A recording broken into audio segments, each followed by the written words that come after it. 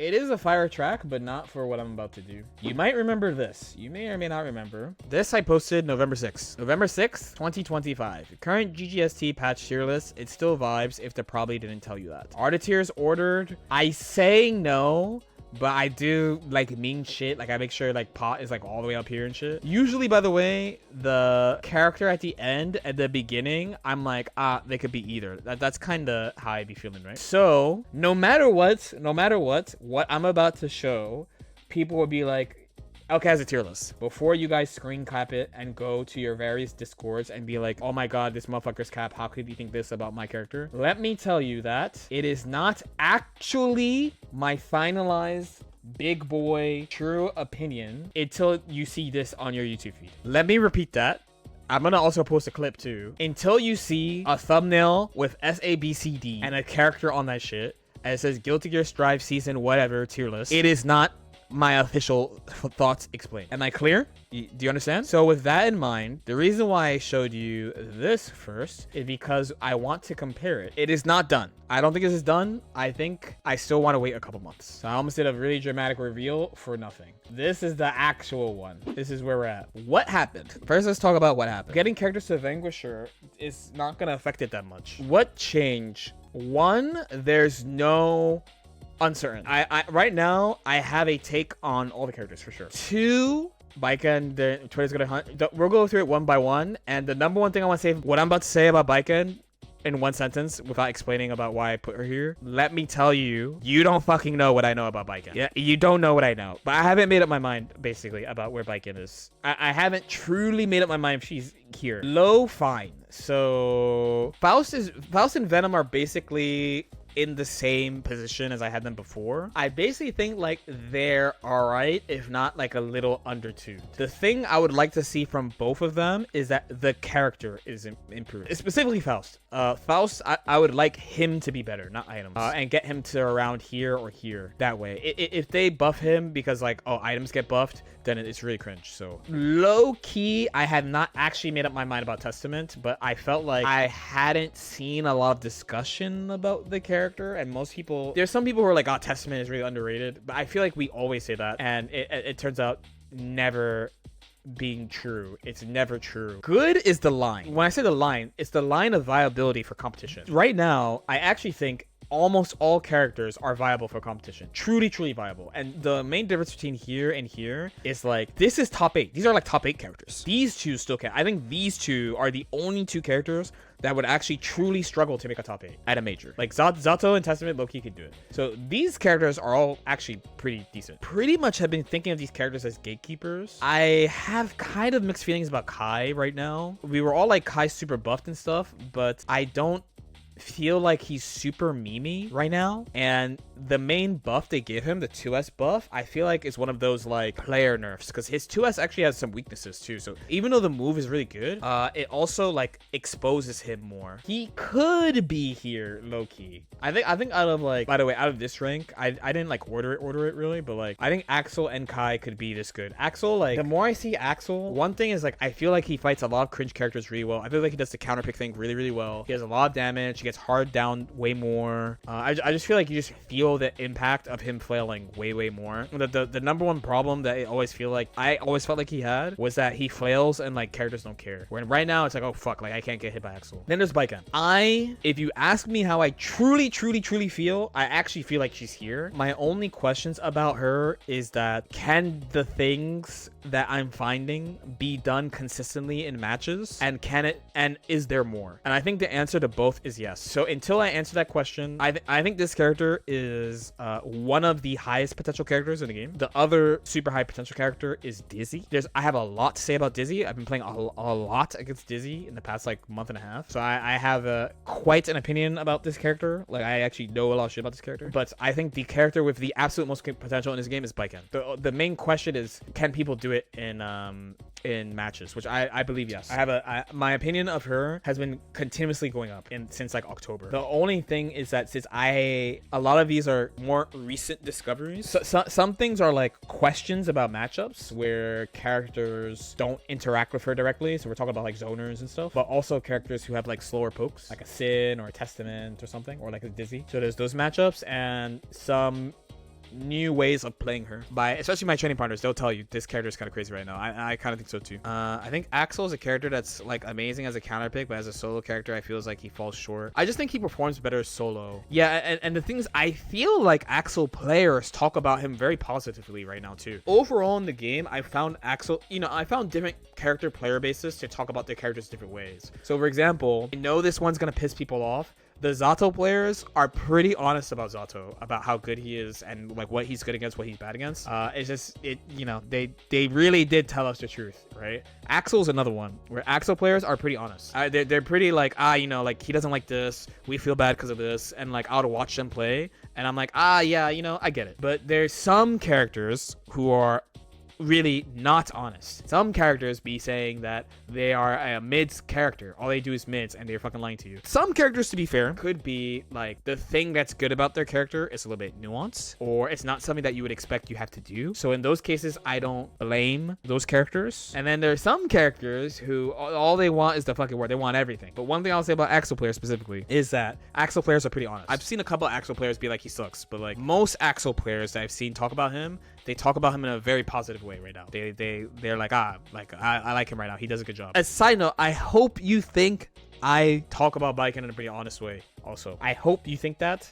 I try to. I think this is probably Baiken's best version in this game. Like period is right now on top of that, so you have that addendum too. The very, very good characters. So these are characters that I think they're all like pretty staple in tournaments. Big surprises here are there's probably 3 in this rank. One would be Johnny, because many people think Johnny's weak, but I just can't see it. I just don't understand why people say Johnny's weak. I just don't see it. Frankly, he does all the same shit. He has the one button hit confirm into knockdown. In the previous patch, he really bought up players. He really carried players. So like, if you weren't doing like single hit confirms or like with punishing with 6k, you probably think he's bad. He is definitely weaker, but just the more I watch him and the more I play against him, the more I'm like, he's still good, man. They're too used to him being too good. They're just too used to him having like the broken backdash, a broken ass wild assault, uninteractable mix. Like they're just too used to it. Sort of like the movement thing, because his backdash is slower. I get how that quite literally feels worse to play because he's moving slower.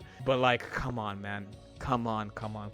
I think among high-level players, I'm probably rating Millia a little bit low. I have seen Millia as top tier from some people, but I think she's really, really good right now. Probably her single best version. The return, in the end, by the way, it's a combination of, they nerfed system mechanics, they nerfed top tiers, and in Millia's case, they gave her the buff of they just made her combo better. She gets it more often, and she does more damage and stuff. Then there is Abba, which normally I talk about her as a counterpick character, but because of the weakening of system mechanics and top tiers, she functions way better solo than before. She still functions best as a counterpick character in my opinion, but you can literally just play her solo and have a great time and do pretty well competitively. And then there is Asuka. So I think he's quite strong right now. To my understanding of him currently, he is the character that is buffed the most by the risk change because of the chip damage, I believe. Did I say this wrong, Asuka players? I believe that's what they say about him right now. So he still has all his other benefits. He has really good one-player situations. His burst is great. He's good against their burst. But you notice them building his game plan way more about speed stuff and doing chip damage. He's also better at cycling resource a bit because of the DP. It's not DP anymore, the freeze spell. He was never that great at building risk anyway, so the chip damage thing is pretty good for him, I think. And then also top tiers being weaker. And then yeah, for the top tier, these 3 characters are always discussed as top tiers. Anji, despite Fish being nerfed, I kind of feel like also he's very debated on does the risk change actually help him or not. People who play Anji say he's nerfed by risk, but people who don't play him say he's buffed by risk because if he builds a bunch of risk and hits you with the overhead, he does a bunch of damage. It seems that almost all characters are nerfed by risk, which is a good thing, because that means the damage is down, by the way. Can you explain the vision behind Anji top tier? Essentially, it's that the power level of the game is lower than before. And but he still does the thing that made him almost top tier before. So the thing that made him almost top tier is like he builds infinity meter. He's really good at rushing you down. Fusion is really scary. You need really specific counterplay and stuff. Bunch of characters can't even punish Nagiha in a way that matters. Can your character play against spin and stuff in neutral? Great HP, great defense, 5 guts. You always give him meter, all that shit. But then also other top tiers are weaker. You know, like Ram is weaker, Sin is weaker, Leo is weaker. Like characters that were Johnny is weaker. Characters that were good into him are weaker. So that really helps his case too. That's a Baiken thing too. That's a Baiken thing. That's a Milia thing. That's an Abba thing. That's an Asuka thing. There's a lot of characters where I'm like, one of the things they really like is that the power level's down. Now, last thing I want to say is there's definitely some room for movement here. I'm going to list a few characters that I think can move around. One, I think the floor could be higher and that this low fine doesn't exist. Two, I think Bridget could be higher. I think Dizzy could be higher. I think Unica can be higher. I think Jacko can be higher. Axel could be higher and Baiken could be higher. There's not a lot of characters that I think I would move down that I would like be like, you know what, actually they're not that good. I don't really see that. I'll vote not higher. If higher, then higher compared to the group that she's in. Same with Lucy. My thing about Lucy is that I just feel like people make her sound worse than she is, but there's also the thing of like there's not really a true bad niche character right now, so there's that. When he gets her, well, I'm not going through every character because this is not a tier list. This is not my actual final thoughts, and I still have a lot of room to move characters up and down. I think Dizzy could be a lot higher than this. I think Dizzy highest is here because the thing about Dizzy is that, and where people are not going to feel like it's accessible, is that all the things that she does that's really good and accents her game plan are from neutral, and they're from really weird moves. It's from Ice Field. She can set up these weird neutral situations where she greatly benefits where other characters don't, and then she gets really good return from them. During this time, she's able to activate wings for free. Because wings cost nothing to do. So the stuff that she does in neutral both lead to good damage and mix-up opportunities, but also at the same time you take passive damage from her based on meter gain, and she's really good at building meter because all this bitch politely does is special moves. Special moves, ice spike, sword, ice spike, backdash, fish. Why is Jacko so low? There's always gonna be characters in that position because I actually think she's pretty good. Why is Zato low?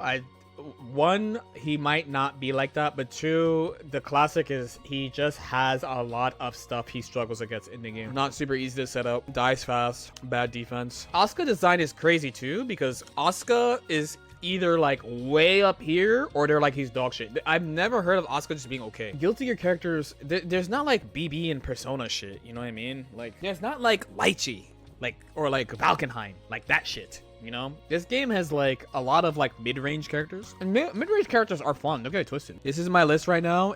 Yes, it is. It's very likely that I think Anji's top tier. Period. Anji's fucking broken. Anji also is like one of the biggest characters for upsets in the history of the game. The actual character is HC, but nobody's surprised when HC gets an upset because they're like, oh, it's HC. Like it's like a Minecraft Steve getting an upset, right? Imagine me picking up Smash Ultimate. I play Minecraft Steve, and then I upset some like player. Upset factor 7.3, like that shit, right? So no one's surprised when HE does it. Anji has upset after upset after upset after somehow.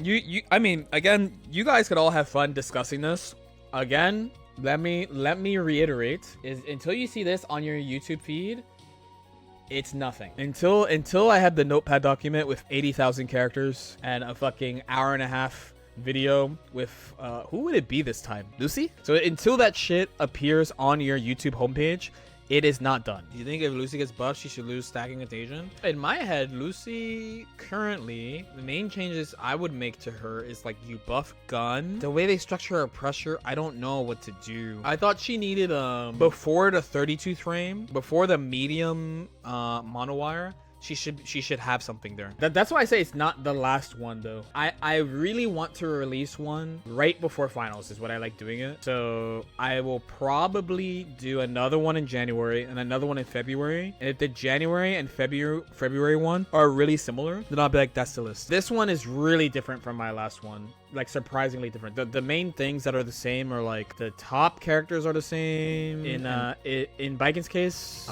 because you know part of this all characters to Vanquisher is low-key looking for a counterpick character. I was like, damn, like low-key you could play Baiken into, if you're okay with losing the Happy Chaos, you can play Baiken into every character except for 2 essentially, and it's really just Faust and Asuka. Those are the super big problem ones. Besides that, it's like there's a way, even if it's like losing, there's a way to beat every other character. I mean, maybe in addition to Ram, maybe Ram would be like the potential other Doom, but the only 2 like clear, like, oh my god, it's fucked, are those 2. Besides that, everything's fine. I know this is order, but HC's more broken than Pot. When Pot gets a meter penalty on a Pot Buster, maybe. When Flick becomes whiff punishable, I mean, low key, this might be a truth nuke for some of you, but is Flick not as good as HC's 8 button? Like literally as good as the H button on HC? Is that something that people are not ready to hear? Is it too soon? Is it too soon? It might be too soon for people. I could delete the VOD, it's fine. If you're not ready to hear it, it's okay. I'm just saying. I didn't say it. Am I allowed to say it's better Mistfinder? You might. I mean, this stream is to have hard conversations, you know? I can't even say the sentence about laughing because it's so cap. I'm just saying we're asking questions. That's peak America, like fucking Twitter robot. I'm just asking questions, man. I'm just asking questions. One could probably get Diamond. I might get Vanquisher with just Flick. That's not true. I'm capping. I'm literally capping, I know. That's not cap, stand by your slander. We don't need a reason to flame Pot is also true. But yeah, I just wanted to update you guys. This is where I'm at. I am pretty happy with the game right now, but I do acknowledge it comes from the fact that I play Baiken. That's all. And that, like, if you play like Leo, if a Leo player, I've had this talk with Nitro actually. If you're a Leo player and you're like not happy with the game, I understand. Like Leo got nothing. He just got nerfed. He got nerfed and the system got nerfed, not in his favor. I think the game balance is pretty okay. But I mean, okay, here's one more question before I go. Would you rather have what we've kind of had of like we've mostly, not totally, but we've mostly had the same characters be good? Like Ram's always up here. Leo never goes lower than here. Goldlewis is like never lower than here. There's some characters who've been on the come up. Like Anji started like here. Anji's like here at the beginning. Now he's here or here. Or like Pot was here forever. Now he's here. But for the most part, there's a few characters where it's like they're like consistently really good. Would you rather have that, or would you want the BB? Like, let me show you BB real quick. How many times has a character been top tier? There's a couple of Eternals in this game. This is the free space. You can't say Carl. You can't say Carl is always good. How good is Azrael usually? I do not know a version of Azrael that's lower than high tier, but he's never top tier. How many times do you think Jin Kisaragi has been top tier? The correct answer is what? He's only been top tier one single time. He's high tier all the time. If there's 10 characters, he's like 5th. If there's 20 characters, he's like 7th. He's always like right, because he's not bullshit.